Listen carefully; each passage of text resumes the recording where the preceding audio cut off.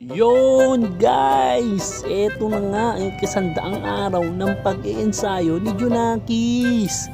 Pagkakatanda ko nun, nung unang araw na yun, talaga namang syukot na syukot siya at ayaw niyang bumaba sa swimming pool, pumapalag-palag pa yan. Pero tignan mo naman ngayon guys,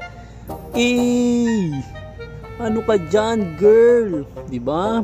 So sulit na sulit talaga ang pag-iensayo niya araw-araw. Halos araw-araw yun guys ha, pero hindi namang literal na araw-araw. At syempre, ito na rin ang huling araw na pag-iensayo nila para sa paghahanda nila sa isang kompetisyon. Kaya naman, ibinibigay na nila ang kanilang makakaya at mapalakas ang kanilang physical at spiritual na kapangyarihan. Ano ka dyan si Taguro?